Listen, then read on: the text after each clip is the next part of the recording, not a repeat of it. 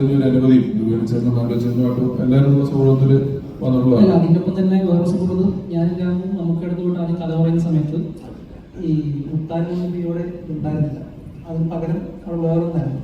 അപ്പോൾ നമുക്കത് കേട്ട് മൊത്തം കഥ കേട്ട് കഴിഞ്ഞ സമയത്ത് നമുക്ക് പറഞ്ഞത് ഇതുമായിട്ട് സമാനമായിട്ടുള്ളൊരു സംഭവം എൻ്റെ ലൈഫിൽ ഉണ്ടായിട്ടുണ്ട്.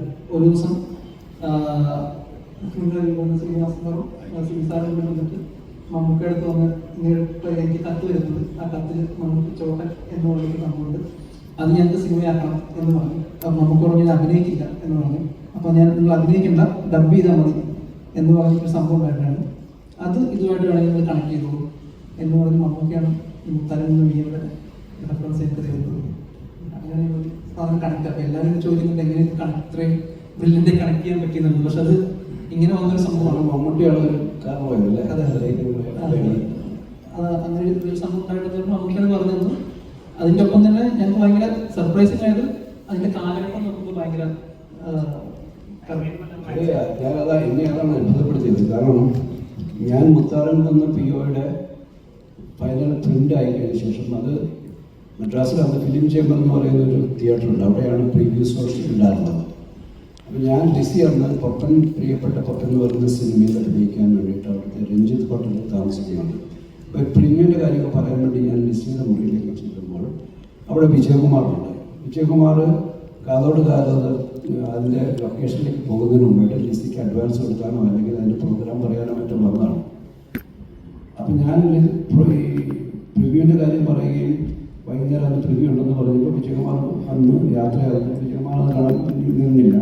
അദ്ദേഹം ഈ സിനിമയുടെ കൊടൈക്കനാലിലേക്ക്, അതൊരു പ്രധാന ലൊക്കേഷൻ കൊടൈക്കനാലായിരുന്നു, അദ്ദേഹം അങ്ങോട്ടേക്ക് പോകുന്ന ദിവസമാണ്. അപ്പം കൃത്യമായിട്ടും നിങ്ങളുടെ കഥയിൽ പറയുന്ന ആ ഒരു പീരിയഡ് കൃത്യമായിട്ട് വർക്കായി.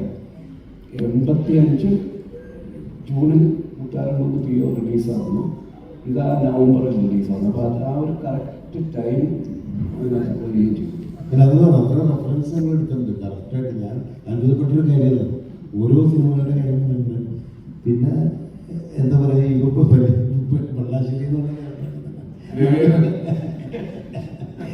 നമുക്കറിയാവുന്നതാണ്. എൻ്റെ അന്നത്തെ കാലത്ത് ഞാൻ അതിൻ്റെ റെഫറൻസ്, ഞാനയുടെ കുറേ സ്കിൽസുകൾ കാണിച്ചു. പിന്നെ ജോൺ പോളിനൊക്കെ അന്നത്തെ ജോൺ പോൾ ഞാൻ അന്ന് നിങ്ങൾ ഫസ്റ്റ് നമുക്ക് ചോദിക്കുകയും ചെയ്തില്ല, ഇപ്പോഴത്തെ അങ്കിളല്ല കേട്ടോ, അന്ന് എത്ര തടിയില്ലേക്കാന്ന് പറഞ്ഞു. പക്ഷെ അത് കറക്റ്റായിട്ട് നിങ്ങൾ കണ്ടുകഴിഞ്ഞാൽ ജോൺ പോൾ അന്നത്തെ ജോൺ പോൾ ജോൺ പോൾ മാത്രമല്ല, ഈ ജോൺ പോൾ സാറിന്റെ നമ്മൾ സഫാരി ചാനലിൽ ഒരു വിഷ്വൽ കാണിക്കുന്നുണ്ടല്ലോ, അതിലൊരു 2 ഡയലോഗ് ശബ്ദമൊക്കെ നമ്മൾ വിഷ്വലില്ലാതെ ഓഡിയോ പോകുന്നുണ്ട്. ആ ശബ്ദം കിട്ടാൻ തന്നെ എത്ര മിമിക്രിക്കാരെ നമ്മള് എനിക്ക് തോന്നി ഇത് കറക്റ്റ് മാച്ചല്ല.